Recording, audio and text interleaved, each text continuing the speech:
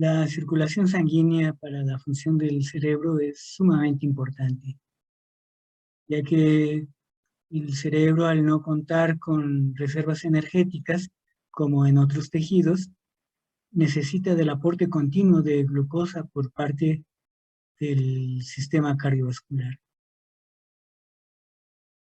Entonces, para darnos cuenta de qué tan dependiente es de la circulación sanguínea a través del cerebro, aquí aparecen los datos del flujo sanguíneo cerebral. El flujo sanguíneo cerebral es la cantidad de sangre que pasa por 100 gramos de tejido por minuto, que para el cerebro es de 55 mililitros y que es uno de los flujos sanguíneos más altos, solamente igualado por el flujo sanguíneo renal, en donde tenemos que la circulación de sangre a través del riñón sirve para su filtración. En cambio, aquí en el cerebro sirve para el consumo de oxígeno, nutrientes y la remoción de los desechos. Entonces tenemos que para todo el encéfalo, el flujo sanguíneo cerebral por minuto es de unos 742.5 mililitros.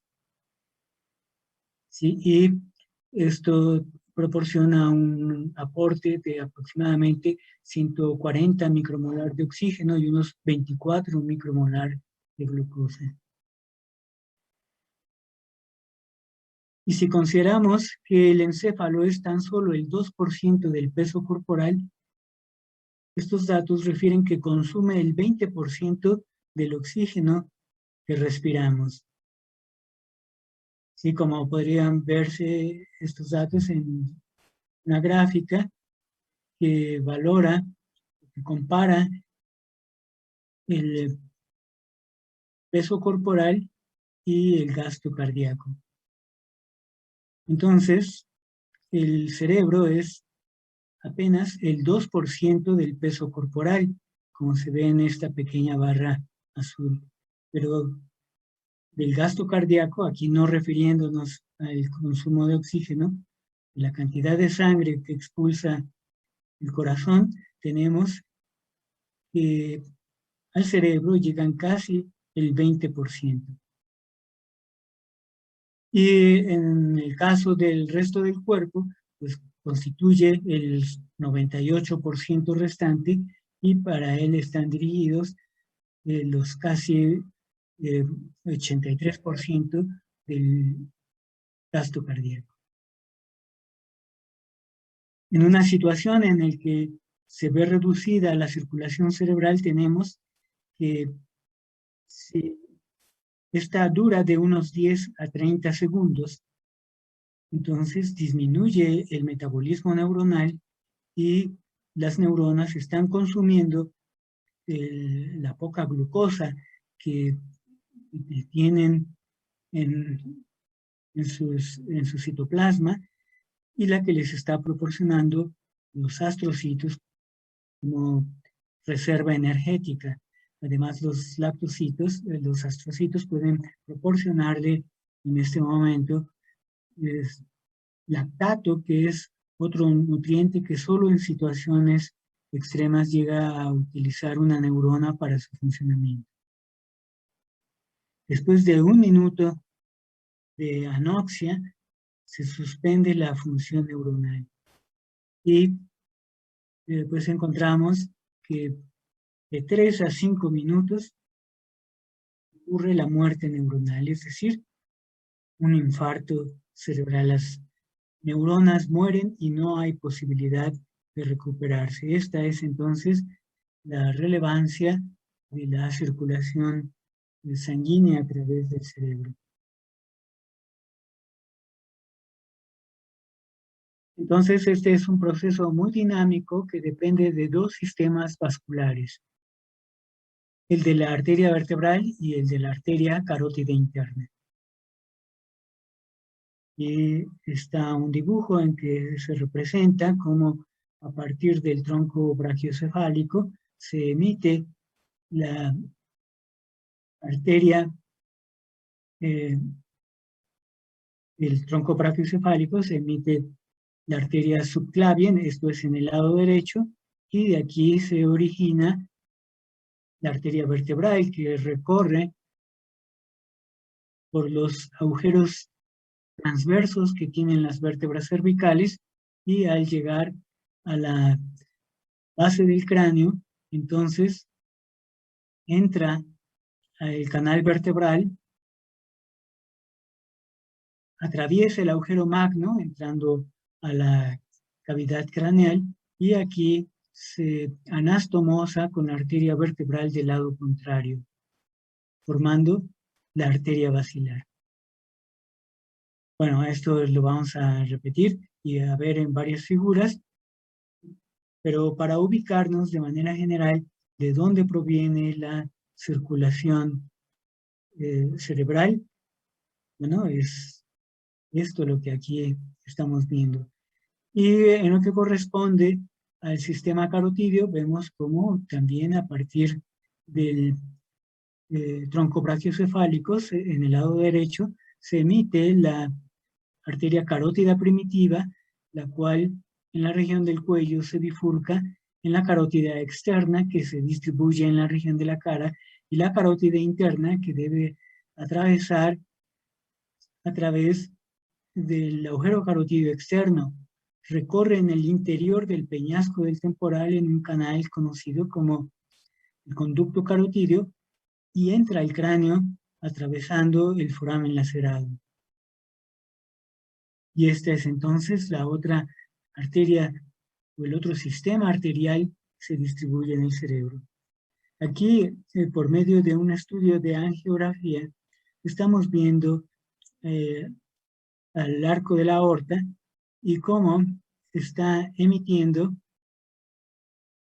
el tronco brachiocefálico, esto es en el lado derecho, y aquí pues se está dividiendo en la subclavia derecha y en la carótida común del lado derecho.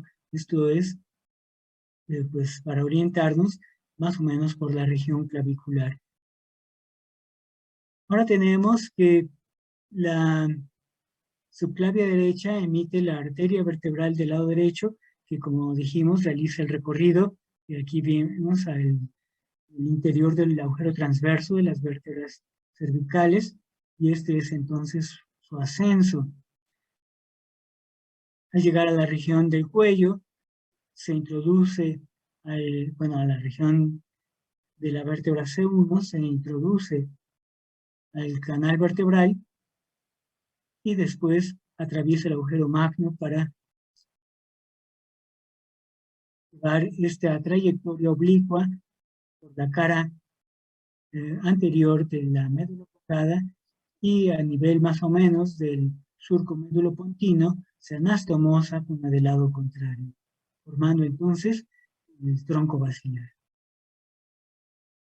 Mientras tanto vemos cómo la arteria carótida común del lado derecho, al llegar a la porción superior del cuello, se bifurca en la carótida interna y la carótida externa, y vemos que la carótida interna es la que tiene importancia para la circulación cerebral, entonces se introduce por el agujero carotídeo externo en la cara inferior del peñasco del temporal, y de aquí recorre por el conducto carotídeo hasta llegar a donde se localiza el vértice del peñasco, y en este lugar sale a nivel del foramen lacerado, formando entonces aquí esta región conocida como el sifón carotídeo, una curvatura como en una S que se genera en el trayecto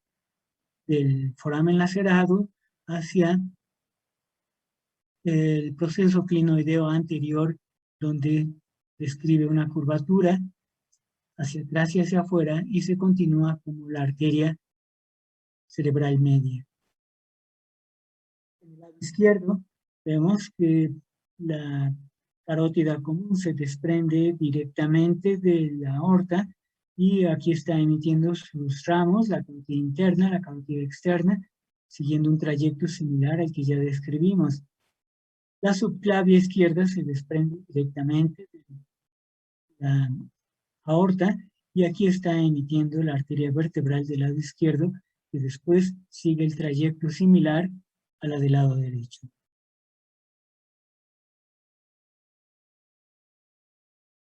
Encontramos que los dos sistemas arteriales, el vertebral y el carotidio, confluyen, se unen o se anastomosan, podríamos también decir, en una formación vascular conocida como el círculo arterial cerebral, también conocido como el polígono de Willis. Aquí aparece representado, entonces el polígono de Willis tiene 7 lados, aquí vemos uno de ellos, en el segundo, el tercero, el cuarto, el quinto, el sexto y el séptimo lado, ¿sí? Esto es el polígono de Willis. Sin embargo, en un sujeto vivo, las arterias están sometidas a presión y realmente no se ven los ángulos que aquí aparecen y se ve entonces como un círculo, debido entonces a la presión sanguínea que hay en el vivo. Cuando se hace una disección del sistema vascular, en ausencia de esa presión, se ven los ángulos que aquí aparecen. Vamos a identificar estos vasos, entonces son en la región de la fosa cerebral posterior, donde está entrando las arterias vertebrales. ¿Sí? Decíamos que hacen su recorrido por la cara ventral de la médula oblongada y se anastomosan a nivel del surco médulo-pontino, formando entonces el tronco basilar. Vemos que en este trayecto han emitido algunas ramas, como son la arteria cerebelosa posterior-inferior, de la arteria vertebral propiamente dicha. Tenemos aquí la arteria espinal anterior, la cual es emitida una rama por cada vertebral, pero luego se anastomosan en una Y y realizan un recorrido descendente, la arteria espinal anterior, ¿sí? Para dirigirse hacia los primeros segmentos espinales. Después, esta arteria espinal anterior será reforzada por arterias intercostales. Y entonces se anastomosa las vertebrales en la arteria basilar. A continuación, lo que vemos es cómo la arteria basilar emite en su parte inferior la arteria cerebelosa anteroinferior y la arteria laberíntica o auditiva interna. Esta arteria, vimos, se dirige hacia el meato acústico interno. En su mayor recorrido, la arteria basilar emite múltiples colaterales de distinta longitud en la cara ventral del puente. Y al conjunto de estas se les conoce como las arterias pontinas. Al llegar a la región del surco pontomesencefálico, emite la arteria cerebelosa superior y luego se bifurca en las arterias cerebrales posteriores. Las arterias cerebrales posteriores llevan una trayectoria arqueada y luego se dirigen hacia atrás, ya que van a distribuirse en la región posterior del lóbulo temporal y en el lóbulo occipital. Aquí vemos algunas ramas perforantes hacia el mesencéfalo, la arteria tálamo estriada para la región del diencéfalo y el cuerpo estriado, además de las arterias centrales posterolaterales. Esto es en lo que corresponde al sistema vertebral. Nuevamente, lo vamos a repasar en un momento más. Ahora vamos a fijarnos dónde aparece el sistema carotídeo. Aquí está. ¿Sí? Esta vista, que la descripción que acabo de hacer representa una vista de la cara basal del encéfalo, porque aquí habíamos identificado el surco médulo-pontino, por aquí el surco pontomesencefálico, aquí la cara ventral del puente, y la bifurcación de la arteria basilar entonces está aquí en la base del encéfalo. Entonces, hacia esta porción anterior de la base del encéfalo, tenemos que llega a la arteria carótida interna que salió por el foramen lacerado. Y en la región del sifón carotídeo, que es la curvatura que hace, emite estas colaterales. Son la arteria comunicante posterior, que vean, conecta con la arteria cerebral posterior y de esta manera se comunican el sistema carotídeo y el sistema vertebral por medio de la arteria comunicante posterior. Emite la arteria cerebral anterior, la cual se dirige hacia la fisura interhemisférica. Entonces aquí viene realizando su recorrido desde la base del encéfalo hacia la fisura interhemisférica y entonces continúa su recorrido alrededor del cuerpo calloso. Esta es la arteria cerebral anterior. Y vean que emite una colateral que se anastomosa con una colateral similar emitida por la otra arteria cerebral anterior. Y entonces forman la arteria comunicante anterior. Y así vemos cómo los sistemas vasculares del lado izquierdo y del lado derecho están conectados entre sí. Bueno, aquí vemos distintas arterias pequeñas. Estas pues, son las estriadas, las centrales, anteromediales. No vamos a darle tanta importancia como a estas otras. Vemos que también emite la arteria oftálmica, la cual se dirige hacia el canal óptico para la irrigación del ojo. La arteria coroidea anterior, que se dirige hacia el plexo carotídeo del ventrículo lateral, y se continúa como la arteria cerebral media.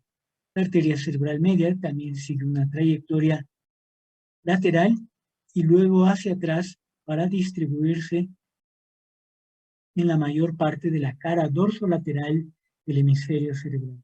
Entonces vean, desde la cara basal del encéfalo, esta recorre hacia la cara dorsolateral.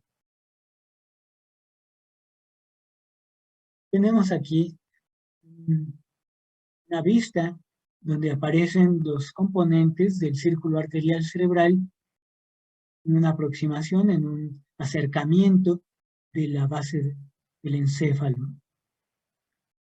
Identificamos la arteria basilar y luego su bifurcación en las arterias cerebrales posteriores. PSA sería una forma bastante común de referirse a esta. Mientras que en esta región, cercana a donde está el proceso clinoideo anterior del senoides, es aquí donde se forma el sifón carotídeo y vemos la proximidad que tiene con la región del quiasma óptico. Aquí el sistema carotídeo emite la arteria comunicante posterior por medio de la cual se conecta con el sistema vértebro-basilar.